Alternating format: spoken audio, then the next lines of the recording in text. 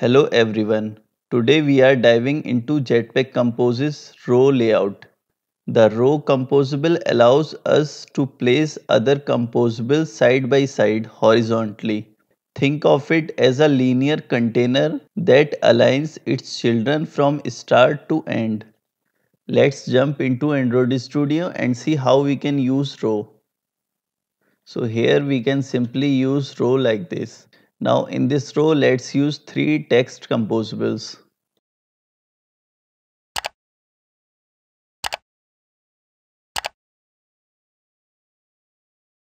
Now let's run our app and see how this will arrange these text composables.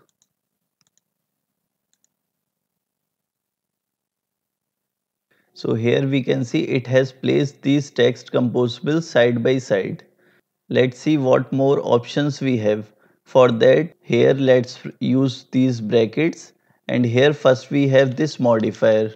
So with the help of this modifier parameter, we can modify our row through various modifiers. Like first we need to give some sizing to this row layout.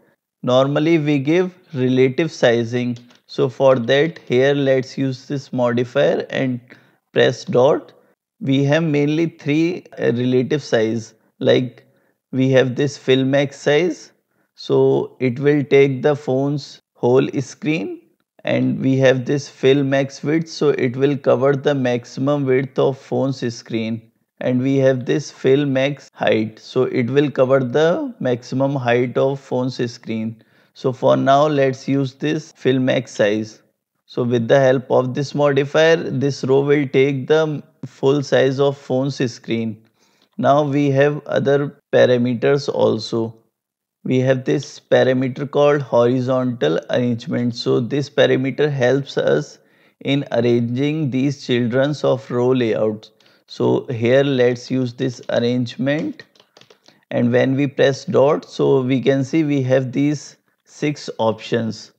We can choose among these options. So let's use this space between.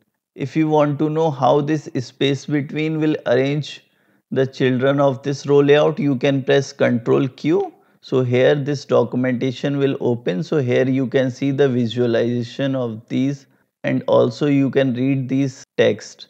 So here let's use this space between and run our app. So here we can see this space between has arranged these children in this way. And also here you can see the visualization of different arrangements. So what more we have in this row layout? We have this vertical alignment. We can also align our children's vertically in the given size of that row layout. So here let's use this alignment. So here we have these three options. So by default it takes this top alignment, and we can also use something like center vertically. So let's use this and run our app again.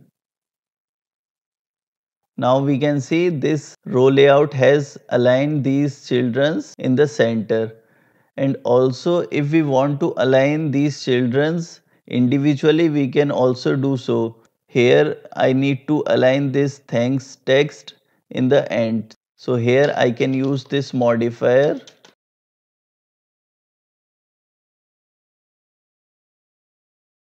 like this. Now let's run our app and see this change.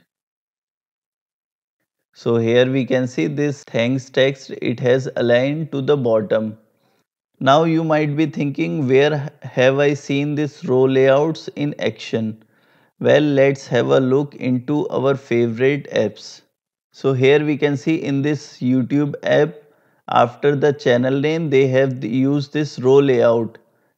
In that row layout, they have placed this channel ID and the subscriber count and this video count.